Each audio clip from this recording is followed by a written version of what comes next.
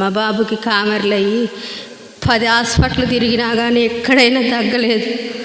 ఎక్కడైనా దగ్గకోకుండా ఎంత మొరపెట్టుకున్న దేవుడికి అందరికీ కూడా, నాకు తెలిసిన వాళ్ళందరికీ కూడా నా కుమారుడు కోసం ప్రార్థన చేయండి, నా బిడ్డ కోసం ప్రార్థన చేయరని అందరికి చెప్పుకుంటే అందరూ కూడా ప్రార్థన చేసిర్రు. ప్రార్థన సంఘం వాళ్ళు కూడా మా ఇంట్లో ప్రార్థన పెట్టించిర్రు. 1 వారం పెట్టించినాక మళ్ళీ 2వ వారం కూడా నా కుమారుడు కోసం ప్రార్థన చేయరని అందరూ పోయి బతిలాడుకుంటూ వాళ్ళు కాదనుకోకుండా వేరే వాళ్ళ ఇంట్లో పెట్టుకునేదల్లా ఆపుకునేలా నా కొడుక్కి ఇట్లా ఉందని అంటే వచ్చి ప్రార్థన చేసిర్రు.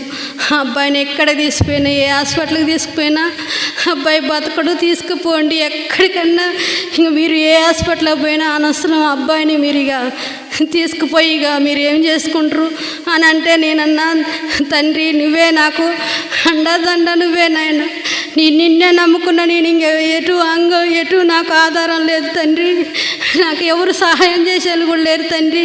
అవసరమైతే నా కొడుకుని బతికించుకుంటానికి నాకున్న ఇల్లు ఆస్తులైనా అమ్ముకొని నా కొడుకుని బతికించుకుంటా తండ్రి.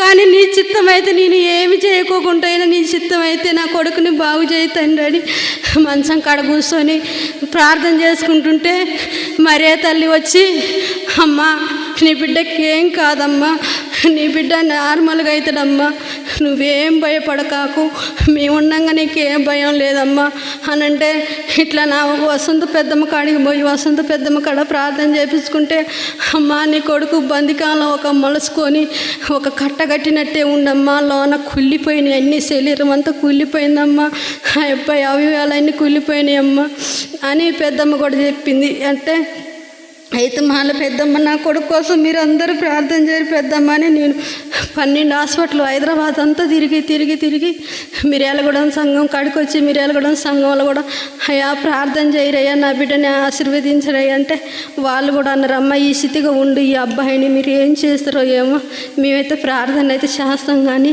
ఇంక అంత దైవ చిత్తమేనా అంటే, ఇంక దైవాన్ని నేను దేవుణ్ణి బాగా ప్రార్థించుకొని ఆ దేవుడు చేసిన కార్యం నా కొడుకు ఇప్పుడు కామెర్లు లివరు అన్నీ కూడా శుభ్రంగా అన్నీ మాయమైపోయినాయి. నా కొడుక్కి మంచిగా స్వస్థత పోల్చుకొని మంచిగా అబ్బాయి మంచిగా ఆరోగ్యంగా తిరుగుతుండే. ఇప్పుడు దేవుడికి వందనాలు స్తోత్రాలు, సంఘం వాళ్ళందరికీ కూడా వందనాలు స్తోత్రాలు.